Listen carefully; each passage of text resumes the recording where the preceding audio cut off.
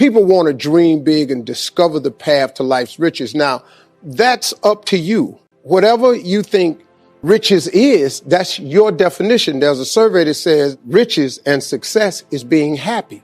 Well, all you have to do then is determine what is it that makes you happy and start down that path. Now, to find true success, I believe that you've got to do some work because it's not free.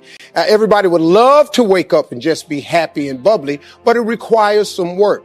So I want to share with you something from my book, chapter 11. There is no self-made man. Now, most of us want to believe that we're independent, that if we set our minds to do something, simply it can get done. Well, I got news for you. Unless you look to others, you can work twice as hard to get half as much.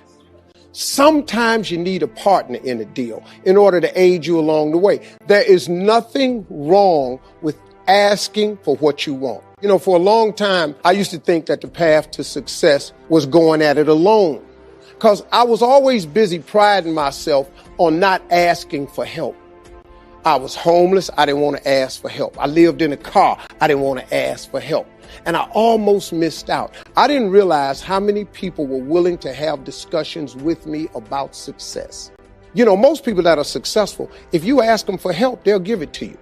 I'm talking about advice, principles, solutions, not money. See, one thing is never a good idea. Don't walk up to a wealthy person and just ask for money. You know how many times they done got that?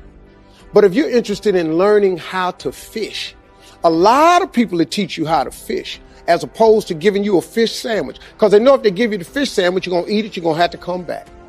A lot of people have helped me along the way. Magic Johnson, Oprah Winfrey, the president.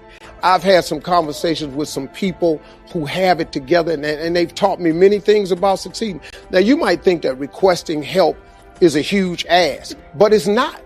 People don't mind sharing knowledge. What is knowledge unless it's shared? If you have knowledge, but you never share it, how we know you got it? And just remember, there is no shame in wanting something. This whole world is based on wanting something. You know, don't sit up and listen to some group, you know, wanting something is a sin. No, it's not. You got to want something. The scripture says a man without a dream or vision shall perish. So the day you quit wanting something, you might as well push your chips up to the window. It's a wrap. So lose the shame and you'll have access to more power. And so here's the key that I want to tell you about. Success is all about building relationships. It's not what you know, it's who you know. Some people might not step up when you ask them for help. They might not. But guess what? The worst thing can happen to you. If somebody refuses you, you didn't have it anyway. Well, what are you worrying about that for? Well, they might say no, or they might turn me down. Ask people. You never know. Suppose they say yes. That could be the turning factor. But, you know, there are some principles that will increase your chances of getting a success. Know your worth. Don't let nobody else determine it. And don't assume anything. People aren't mind readers. They don't know what you think. And don't assume they know unless you ask with specifics. And then recognize that no is not a rejection. You got to get tunnel vision to reach your goal. You have to put blinders on and say, I'm laser beam focused on this. But know this, the road to success is always under construction. So just knowing when you strike out on your goal, you're going to have to get ready for flexibility because it's going to be detours, pitfalls, stop signs, men working, delays, detours going around. That has to be expected. And failure means what? Failure means you've now learned another valuable lesson that pushes you one step closer to success. It means go in another direction. It means you have to go in another direction. Failure is not the end all. No. People keep getting buried under failure. I bet you that you have failed more times than anyone in this room. Absolutely. I promise you have. I'm willing to bet that I have failed more times than anyone in this room because I have attempted so many things that you have no idea what I've attempted and failed at. But I don't let the failures define me. It's God pointing you in another direction. It's clear about that. And you've got to be willing to go with that bend, because that bend in the road is the only way. Success is not a straight line. It is not. My goal before leaving the planet is to reduce the number of kids that are impacted by autism, to find a cure for autism, to work to raise money and to raise awareness, to eradicate it from the planet before I leave here. What's your goal? What's your dream? What is it you want to do with your life? Dr. Joelle Martin said something that I love. She said, what would the world be like if everybody lived their dream? Here's what I've found about life. It's not as complicated as I used to make it. I think that life is about dreams and stories. Everything that exists, the world at one time was barren, but everything that exists, hotels, planes, they weren't here. Everything that we see every day, computers, all of the things that we see, someone had a dream. Someone had a dream of a person standing on stage and their voice being amplified so they don't have to scream and yell and can be heard by thousands. Someone had that dream of how to transport us from one place to the other quickly and safely. The clothes you have on, where you're now seated, all came out of somebody's dream, the world's greatest achievement. What is your dream? I said that you have something special. I didn't say that just to be kind. I said it because it's true. You are God's chosen vessel. You were chosen, 1 out of 400 million sperm. You have something in you that when you were chosen, when you showed up, there's something in you that if you don't do it, all of us will suffer. Repeat after me, please. Live full. Die empty. Let's say it again. Live full. Die empty. Dr. Howard Thurman, one of the mentors of Dr. Martin Luther King Jr. and Albert Schweitzer and Mahatma Gandhi, he was a very brilliant writer. He wrote some things that really grabbed me. He wrote, deep is the hunger, the voice of the genuine, the centering moment. During the time after receiving 238 radiation seed implants, I was reflecting on his words, and these words kept me up that night. He said, the ideal situation for a man or woman to die is to have family members praying with them as they cross over. He said, but imagine, if you will, being on your deathbed and standing around your bed, the ghost of the dreams, the ideas, the abilities, the talents given to you by life, and that you, for whatever reason, you never went after that dream. You never acted on those ideas. You never used those talents. You never used those gifts. And there they are standing around your bed looking at you with large angry eyes saying, we came to you and only you could have given us life. And now we must die with you forever. And the question is, if you die today, what dreams, what ideas, what talents, what books, what music, what leadership, what voice will die with you? And many of these lessons, I got to tell you, I absolutely learned the hard way. And one of the toughest lessons is also one of the most important that I've attained along the way. It's a lesson that everyone watching can benefit from. Chapter 13, never be afraid to reinvent yourself. My career, my entire career is a study in reinvention. You know, I started out as a comedian. That was it. I never planned on hosting a radio show, hosting a game show, or hosting a daytime talk show. I never did. Writing books, none of it. Making movies, none of it. Reinvention happens when you diversify your gift. There lies your greatest secret for success. You've got to discover your gift. And when you discover it, you got to soak it. You got to wring it out, man. You got to diversify it. Most of us only have one talent. But do you know that that's all you need? Mine happens to be to take information and immediately transfer it into other kinds of platforms. Now, when I was younger, I actually thought that I could only do that with comedy. But as I've gotten older, I discovered through diversification that it was a little bit more than that. that I could also take information, immediately transfer it into inspiration. I could turn it into motivation. And many of these lessons, I got to tell you, I absolutely learned the hard way. And one of the toughest lessons is also one of the most important that I've attained along the way. It's a lesson that everyone watching can benefit from. Chapter 13, never be afraid to reinvent yourself. My career, my entire career is a study in reinvention. You know, I started out as a comedian. That was it. I never planned on hosting a radio show, hosting a game show, or hosting a daytime talk show. I never did. Writing books, none of it. Making movies, none of it. Reinvention happens when you diversify your gift. There lies your greatest secret for success. You've got to discover your gift. And when you discover it, you got to soak it. You got to wring it out, man. You got to diversify it. Most of us only have one talent. But do you know that that's all you need?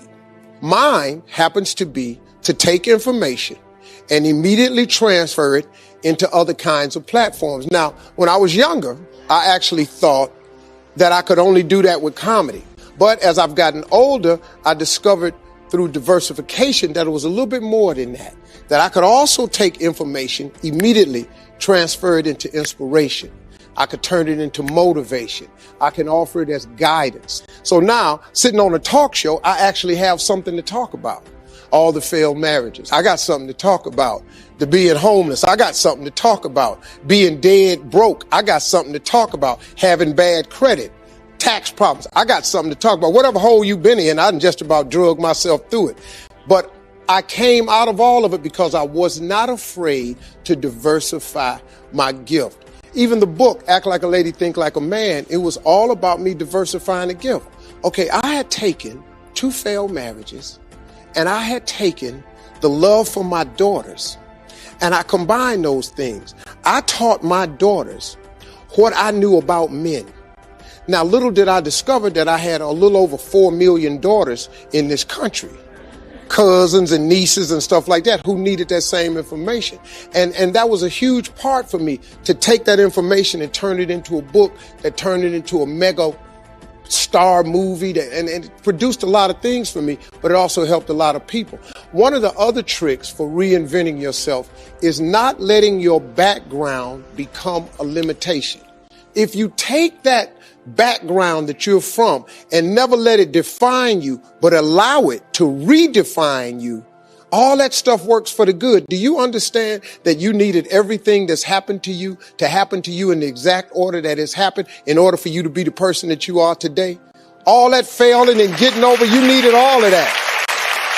So it's good to be steeped in the traditions of your gift, but don't get stuck in them. Look, if your gift is baking, don't assume that there's only one way to do it. If you bake, bake. But you can't just bake for people you know, bake for people you don't know.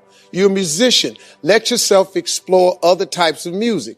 And so, as you look at your goals and dreams, every day we must convince ourselves, we must sell ourselves on that it's possible. Every seminar, every workshop, every book that I've ever read, every speaker that I've ever heard, it interrupted what I was believing about myself. Everything that you do, everything matters.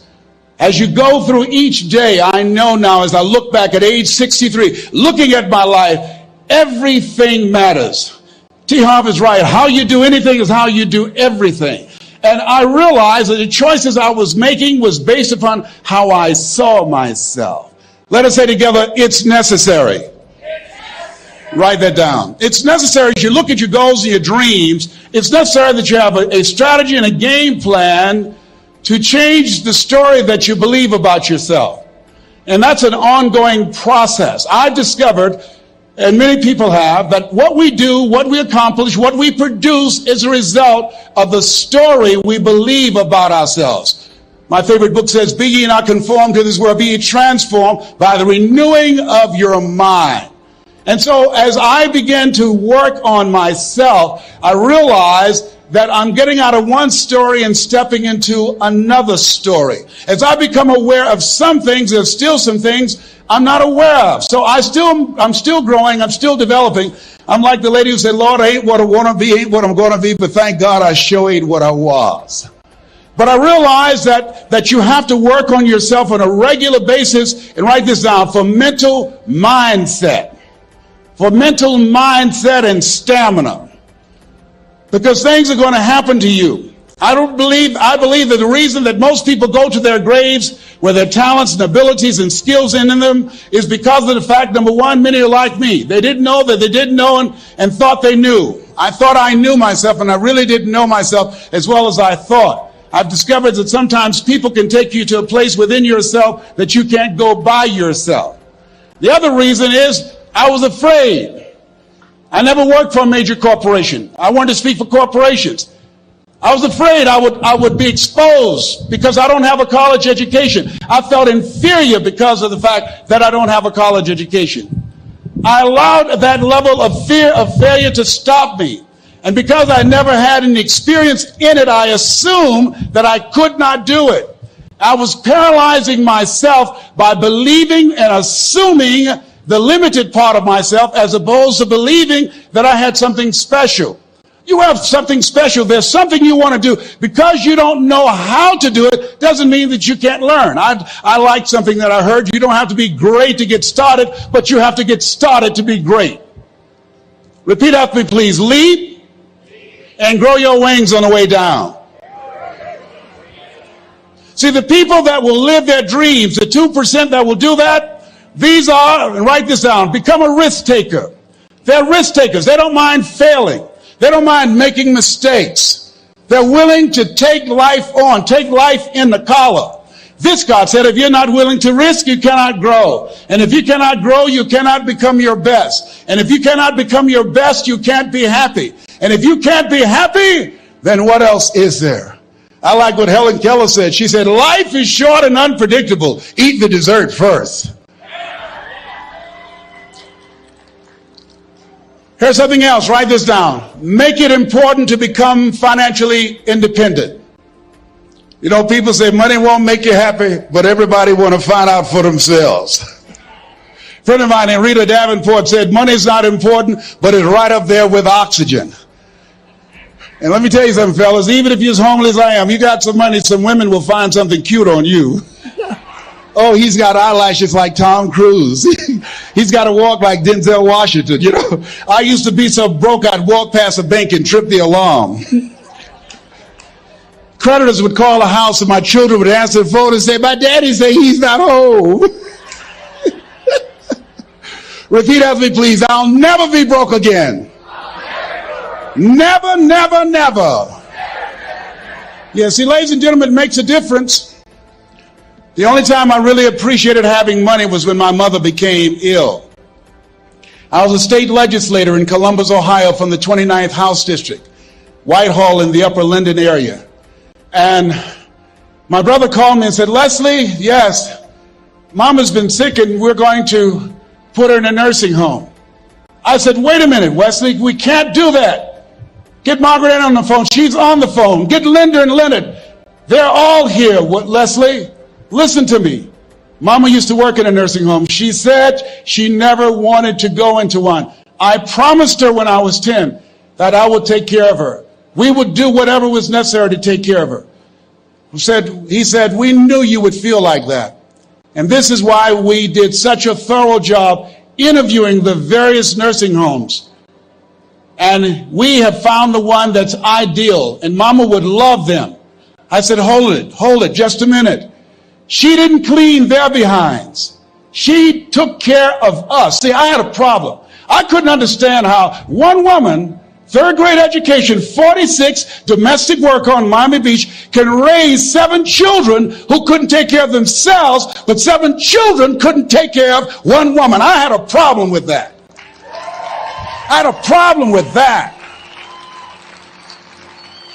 So I resigned from the Ohio legislature and I went back to Miami to take care of Mama.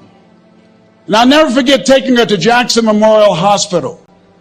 And when we went in, the receptionist said, as she looked at my mother, looked at me, she didn't say, how you doing? Are you uncomfortable? Are you in any pain? My mother at that time, she was in her 70s. The lady just said, what kind of insurance do you have? And I stepped forward and I said, she has Les Brown Unlimited. Give my mother what she needs. I can write a check for it.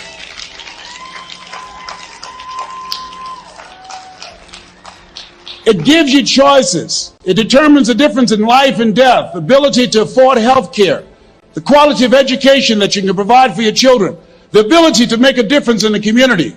I'm doing training with young people in an area of Chicago called Englewood, where more young men have been killed in Englewood than in the Iraqi war, teaching them how to develop their minds, how to develop their communication skills, how to dress like a prospect rather than a suspect, how to stay away from negative people and develop the skills to make it in a global economy. Money makes it possible for me not to have to depend upon some government agency to make that happen. So as you look at yourselves, make it important that you find some way to use your talents and gifts that generate the income that allow you to control your destiny. I read something that said, either you control your destiny or someone else will. Here's the other thing. Repeat out to me, please. Take care of myself. Yes, so you got to take care of yourself. I'm 63. I can do 140 push-ups nonstop after warming up. I couldn't do that when I was 20 years old. And the reason that I do that, the exercise reduces the possibility of cancer reoccurring by 32% or spreading by 30%. It helps to reverse the aging process and keeps you younger, keeps your mind sharper, and allow me to take care of my temple so I can continue to do my work, so that you can continue to do the good work that you were sent here to do. So you got to make it important to take care of yourself. Put that at the top of the list, because you can't do well and can't do good work if you don't feel good. We don't want to be like the man who said, if I'd known I'd live this long, I'd have taken better care of myself.